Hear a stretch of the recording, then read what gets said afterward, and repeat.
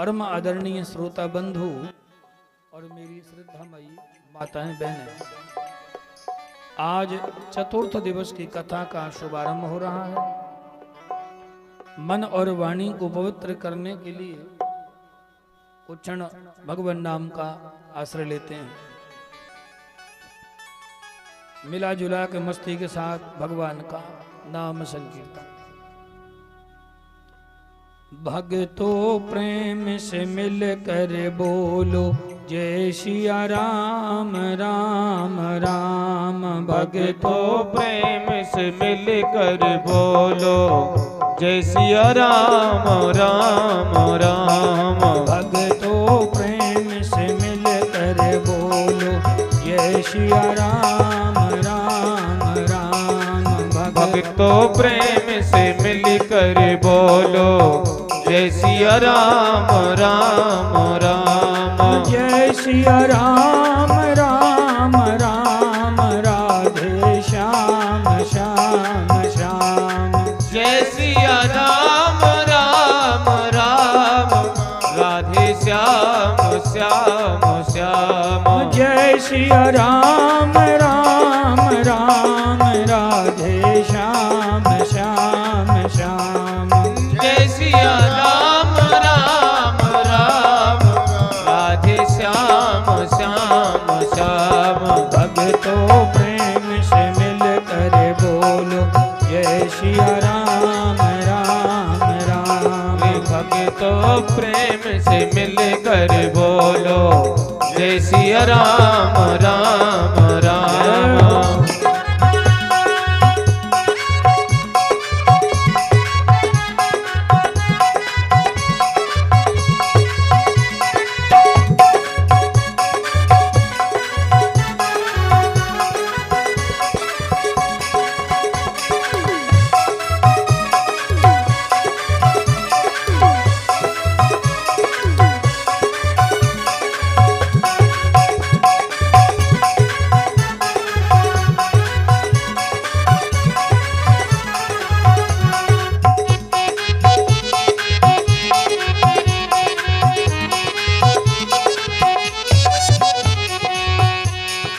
भक्तो राम नाम गुण गालो।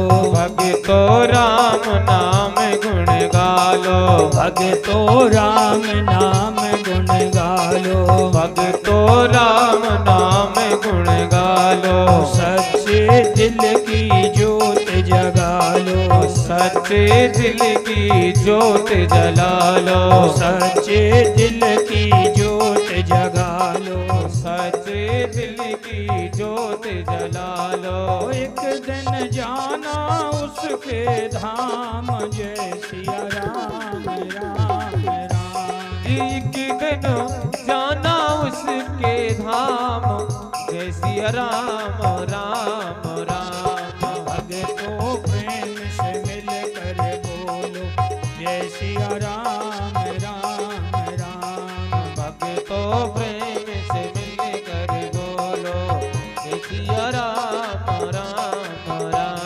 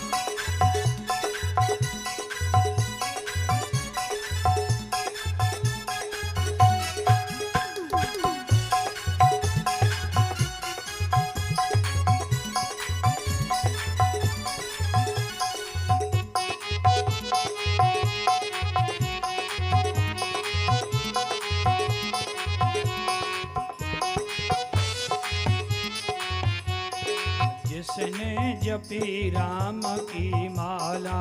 जिसने जपी राम की माला।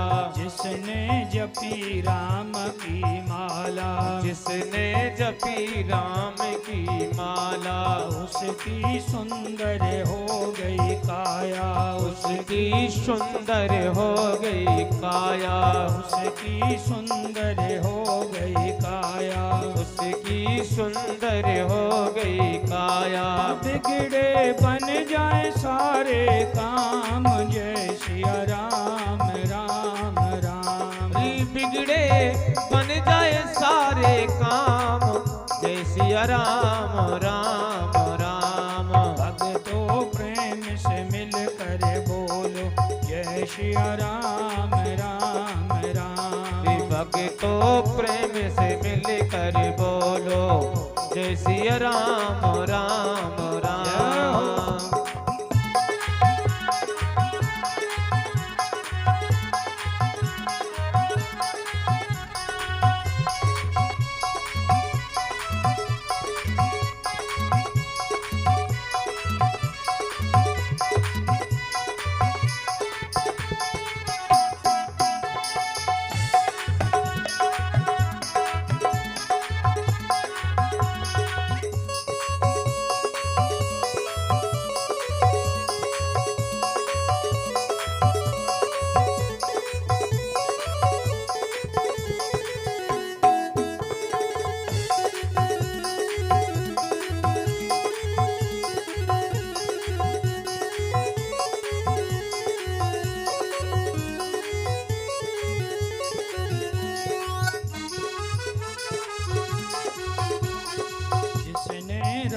रतन धन पाया, जिसने राम रतन धन पाया, जिसने राम रतन धन पाया, जिसने राम रतन धन पाया, उसकी निर्मल हो गई काया, उसकी निर्मल हो गई काया, उसकी निर्मल हो गई काया, उसकी निर्मल हो गई काया।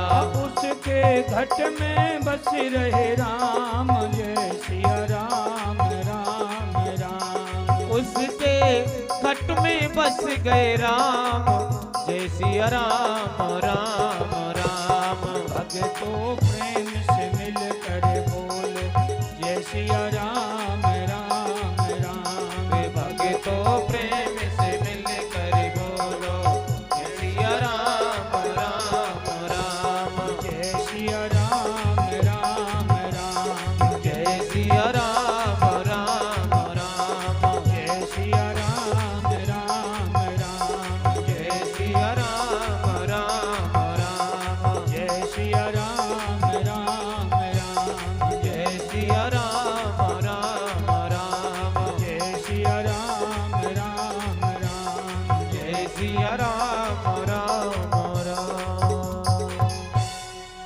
बोलिए भक्तवत्सल भगवान भगवान की जय। आइए कल के पावन प्रसंग में आपने भगवान की परम पावनी, परम मंगलमयी, माधुर्यमयी, रसमयी, भावमयी, अमृतमयी कथा का रसास्वादन किया। कल के प्रसंग में हमने कई कथाएं आपको श्रवण कराई।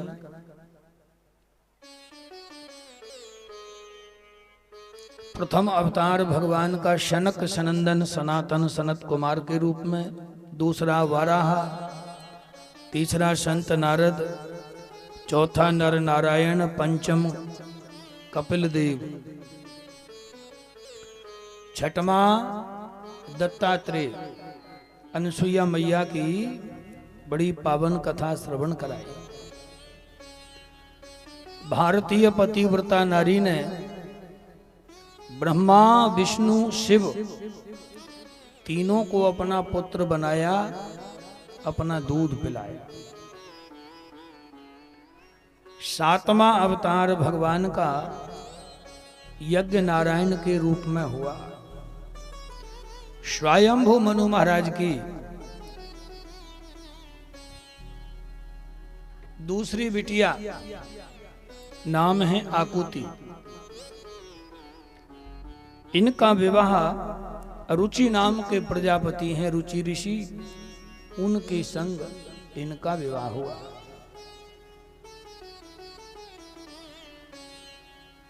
इन दोनों के गर्भ से जुड़वा बच्चा हो, एक बिटिया एक बेटा। जो पुत्र था स्वयं नारायण, इसका नाम रखा यज्ञ नारायण। जो कन्या थी उसका नाम रखा दक्षिणा। पुत्र को ले लिया,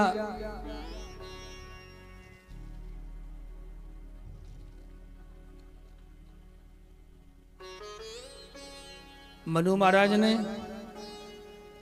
और पुत्री को पाला अरुचि ऋषि ने। दोनों जब बड़े हुए, सुखदेव भगवान कहते हैं कालांतर में समय आयो तो ब्रह्मादि देवता पधारे। उन्होंने इन दोनों का विवाह कराया। बोले भाई ये तो लक्ष्मी और नारायण हैं, ये हमेशा अलग कभी नहीं रहते। इनका विवाह कर दिया। 12 पुत्र हुए जो 12 देवता कहलाए। तोष, प्रतोष, भद्र, शांति, बृहस्पति, इदम, कवि, विभु, इस प्रकार के नाम। स्वयंभू मनु महाराज की तीसरी बिटिया नाम था प्रसूति। ब्रह्मा जी के मानस पुत्र हैं महाराज दक्ष। दक्ष के संग विवाह किया। दक्ष की और भी कई रानियां थीं, आशिकनी, वीरनी, प्रसूति।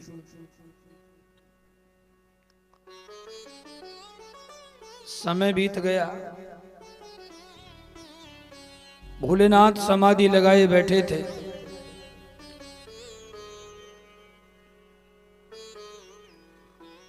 दक्ष प्रजापति के यहाँ प्रसूति के गर्भ से, इन तीनों रानियों के गर्भ से 60 कन्याएं हुई। अलग अलग जब बड़ी हो गईं, महाराज दक्ष ने अपनी पुत्रियों का विवाह ब्रह्मा जी के मानस पुत्रों से किया। 10 कन्या धर्म ऋषि को ब्याही, 13 कश्यप को, 27 चंद्रमा को, 2 भूतों को, 2 अंगिरा ऋषि को, 2 कृशाश्व ऋषि को, 2 तारक्ष ऋषि को, 1 कन्या पितरों को ब्याही जिसका नाम है स्वधा, 1 कन्या जिसका नाम है सती। सती जी का विवाह महादेव के साथ किया, भोलेनाथ के साथ। सती जी के संग भोलेनाथ आनंद से रहते कैलाश पर। और भोलेनाथ का स्वभाव था कि रोज कथा सुनने चले जाया करते थे। कुछ भी छूट जाए लेकिन जिंदगी में कथा ना छूटे। जितनी तुम्हारी सामर्थ्य हो, जहां तक तुम्हारी पहुंच हो जाए, कथा जरूर सुनो। काम आज का छूट जाएगा तो कल हो जाएगा, कल का काम परसों हो जाएगा, परसों का नरसों हो जाएगा, लेकिन कथा छूटेगी तो धीरे धीरे धीरे धीरे सब छूटता चला जाएगा, नियम धर्म सब छूट जाएगा। भोलेनाथ कथा नहीं छोड़ते। एक बार सती ने पूछा, महाराज ये कथा में होता क्या है? आप रोज जाते हो, मैंने आज तक कभी सत्संग नहीं सुना। ये घटना है त्रेता युग की। एक बार त्रेता युग माही, शंभु गए कुंभज ऋषि पाही, संग सती जग जननी भवानी, पूजे ऋषि अखिलेश्वर जानी। ये प्रसंग राम कथा का है, ये प्रसंग शिव महापुराण कथा का है। भागवत जी में सूक्ष्म रूप में वर्णन है इसका। भोलेनाथ ले आए कुंभज ऋषि के यहाँ, तो सती तन से तो बैठी लेकिन मन उच्चाटन हो गया, रुचि नहीं बनी। रुचि जब बनती है जब आप कथा सुनते रहोगे, और कभी सुनोगे तो कथा कहीं से भी आपको प्रसंग मिल सकता है। वो समझ में आ भी सकता है, नहीं भी आ सकता। जो नियमित कथा श्रोता हैं, सुनते रहते हैं, तो उन्हें कथा की पूरी कड़ी, पूरा क्रम समझ में आता रहता है। भोलेनाथ नियमित श्रोता है। सती के मन में शंका हुई। उसी समय भगवान दंडक वन में विचरण कर रहे थे प्रभु श्री राम। कुंभज ऋषि के आश्रम में कई दिन रुके। जब जाने लगे तो ऋषि कुंभज ने कहा कि दंडक वन में प्रभु श्री राम नर लीला कर रहे हैं, अगर आप चाहें तो दर्शन कर सकते हैं। भोले बाबा विचार करते हैं कि उनके सामने जाना ठीक नहीं है, प्रत्यक्ष में कि जो विरह लीला हो रही है ये भंग हो जाएगा, तो दूर से दर्शन किया जाए। भोले बाबा सती जी को लेके चल दिए उसी दंडकारण्य में, दंडक वन में 7 अरण्य हैं, 8 वैकुंठ हैं, अलग अलग वर्णन है सबका। 4 मधुवन हैं,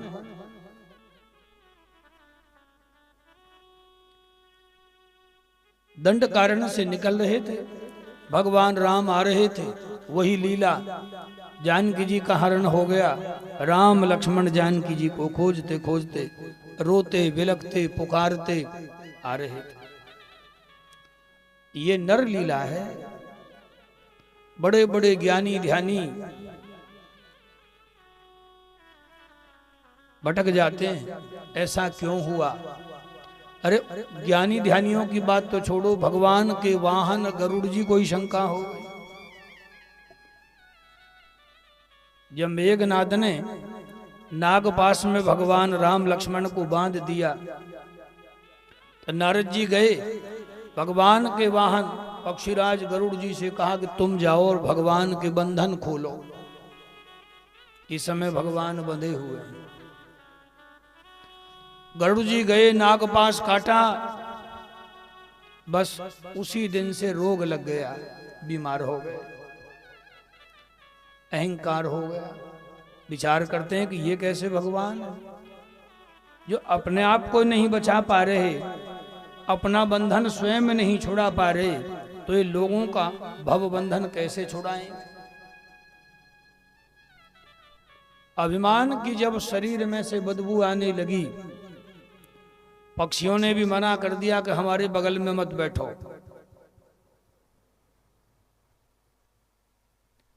तब भूत भावन भोलेनाथ के पास आए और भोलेनाथ से कहा, महाराज उपाय बताओ, हम बड़े परेशान हैं, बहुत बीमार हैं। भोलेनाथ ने पूछा, भाई क्या बीमारी है? पक्षीराज गरुड़ कहते हैं, ये तो हमें ही पता नहीं है बीमारी कौन सी है, पर हम बीमार हैं। भोलेनाथ विचार करते हैं कि भाई ये बताओ तुमने खाया क्या? बीमारी खाने से होती है। बोले ऐसा हमने कुछ खाया ही नहीं जिससे हम बीमार हो जाए। बोले तो फिर तुम गए कहाँ? बोले एक बार हम प्रभु श्री राम का बंधन काटने गए थे। राम रावण का जब युद्ध हो रहा था, बोले भगवान का बंधन हमने छुड़ाया। भोले बाबा समझ गए कि जहां मैं आ गई, जहां हम आ गया, बस समझ लो वही अहंकार है, ये मैंने किया है। तो भोले बाबा जान गए कि ये तो बड़ी खतरनाक बीमारी है, इसका जल्दी से इलाज है ही नहीं। इलाज भी है तो एक ही उपाय है कि तुम उन्हीं की कथा सुनो जिनके लीला में तुम्हें शंका हुई है। उन्हीं की कथा सुनोगे तो बीमारी ठीक हो जाएगी, स्वस्थ हो जाओ।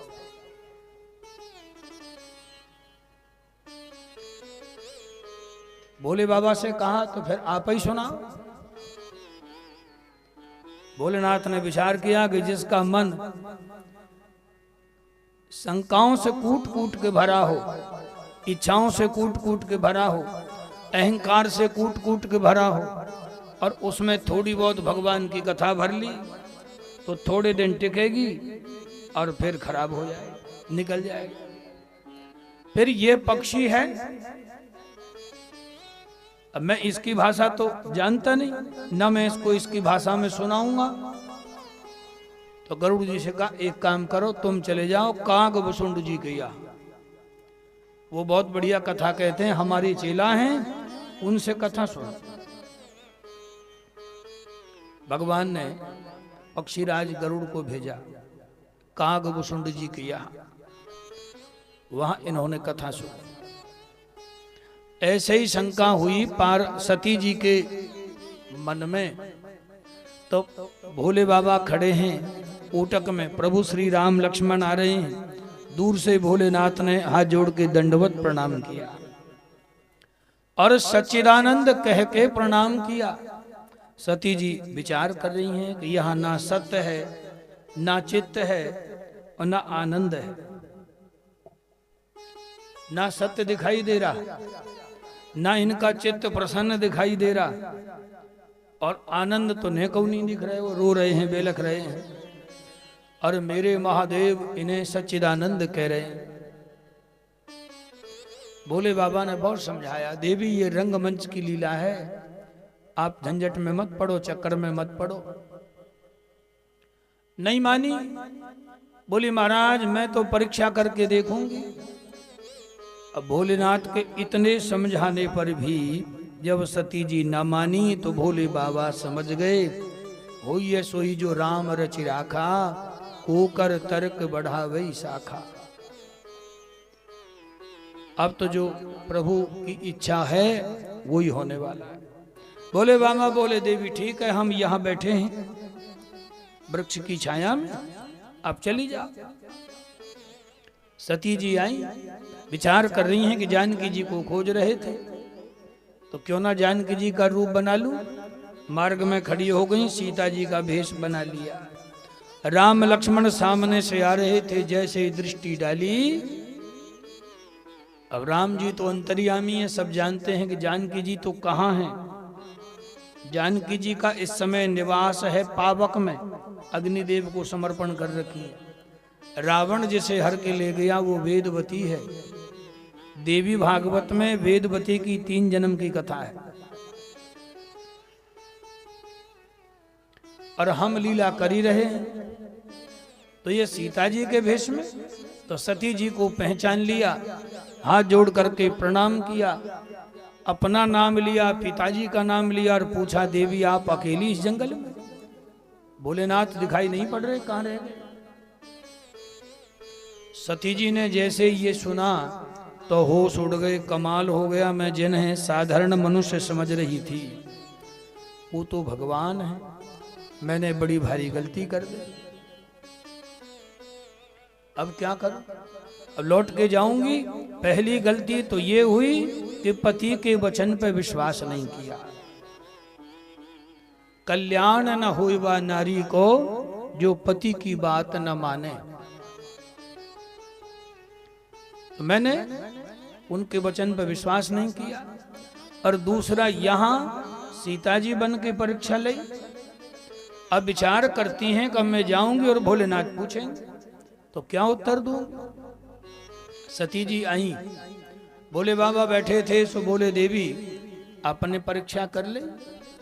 तो डर के मारे, भय के कारण सती जी ने झूठ बोल दिया। कछु न परीक्षा कीन गुसाई, कछु न परीक्षा लीन गुसाई, कीन ही प्रणाम तुम्हारी नाई। महाराज मैं चली तो गई पर मैंने कोई परीक्षा न करी, बस मैं जाके दूर से दर्शन करके प्रणाम करके और लौट के चले आए। तब शंकर देखे उधर ध्याना, सती जो कीन चरित सब जाना। तो भोले बाबा ने ध्यान लगा के देखा तो सती जी ने जैसे जैसे परीक्षा ली वो भोले बाबा जान गए। जो अब करहूं सती सन प्रीति, अगर मैं सती से यदि पत्नी भाव रखूं। अब सती ने क्या किया, सीता का रूप बनाया। भोलेनाथ राम जी को अपना स्वामी मानते हैं और सीता जी को माता मानते हैं। अपनी पत्नी ने माता का रूप बनाया, अब पत्नी भाव कैसे रखा जाए, इन्हें छोड़ दिया तो कष्ट होगा। अब बड़ी दुविधा। भोलेनाथ ने सती जी से कुछ ना कहा, मन में संकल्प कर लिया, मन से सती जी का त्याग कर दिया। शिव संकल्प कीन मन माही, अहीं तन भेंट सते ही मोई नाही। भोलेनाथ ने मन में संकल्प किया, सती जी को लेके आए कैलाश पर और आंख बंद करके समाधि लगा के भोले बाबा बैठ गए। ये समाधि सबसे लंबी समाधि लगी। बीते सम्मत सहस 87 तजी समाधि शंभु अविनाशी। 87,000 वर्ष अखंड समाधि लगी भोलेनाथ। 87,000 वर्ष तक तो सती जी को अकेले ही रहना पड़ा। इधर देवताओं ने मिलके महाराज दक्ष को प्रजापति पद प्रदान कर दिया। बड़ अधिकार दक्ष जब पावा, अति अभिमान हृदय तब आवा। नहीं को अस जन्मा जग माही, प्रभुता पाय जाय मद नहीं। प्रजापालन की जिम्मेदारी महाराज दक्ष को सौंपी। महाराज दक्ष को अभिमान हो गया, बड़ा पद, बड़ी संपत्ति, ज्यादा धन, ऊंचा पद, इन्हें पाके लोगों को तुरंत अभिमान हो जाता है। वही बच पाते हैं जिन पर भगवान की अनंत कृपा हो, अन्यथा तो महाराज तुरंत अहंकार हो जाता है।